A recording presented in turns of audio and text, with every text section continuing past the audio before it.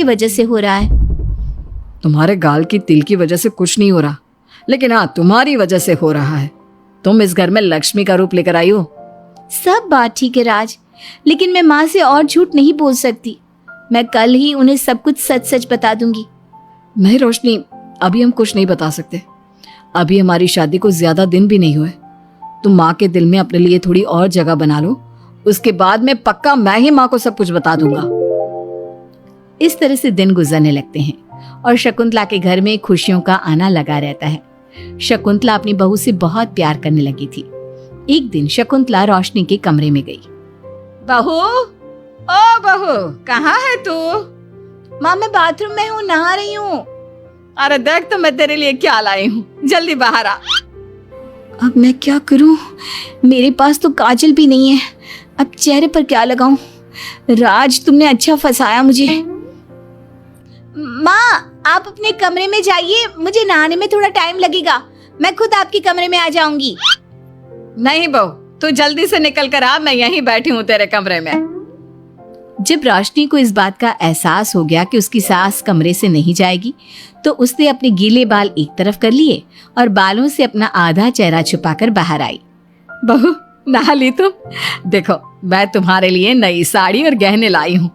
आज शाम को बहुत मेहमान आ रहे हैं, मैं तुम्हें सबसे मिलवाऊंगी। मेहमान किस लिए आ रहे हैं माँ?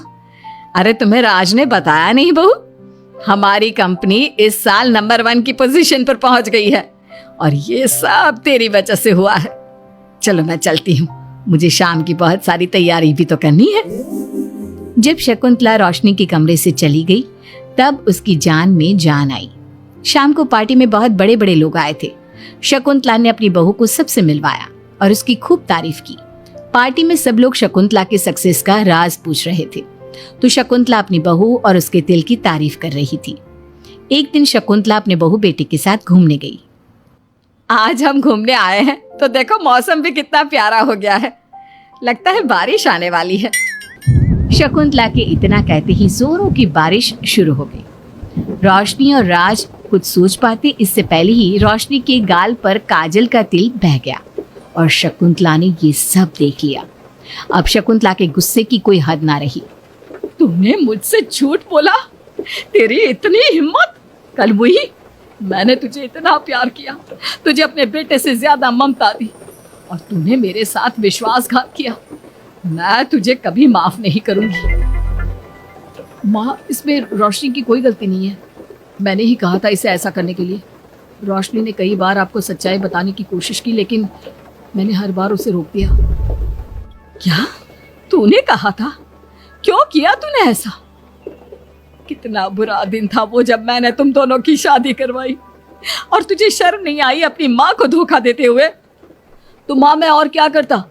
अब तो पीछे ही पड़ गई थी तिल वाली बहू के। आपको कोई लड़की भी तो नहीं मिल रही थी और मैं रोशनी को बहुत प्यार करता हूँ, उसके बिना नहीं रह सकता। हाँ तो अब इसी के पास रहे। मैं तुम दोनों की शक्ल नहीं देखना चाहती। ले जा इस झूठी और मनहूस लड़की को मेरे सामने से। माँ, कल तक तो रोशनी बहुत भाग्यवान थी, आज ये मनहूस हो गई। अपनी सोच बदलो माँ, चेहरे के ऊपर तिल होने से कुछ नहीं होता। आपने देखा नहीं, रोशनी के घर आते ही हमारे सारे काम पूरे हो गए। आज हमारी कंपनी नंबर 1 है। अब कब अंधविश्वास करना छोड़ोगी? बेटे के इतना समझाने पर माँ को समझ में आ जाता है कि वो गलती कर रही है। शकुंतला अपने बहू बेटे को लेकर घर आ जाती है।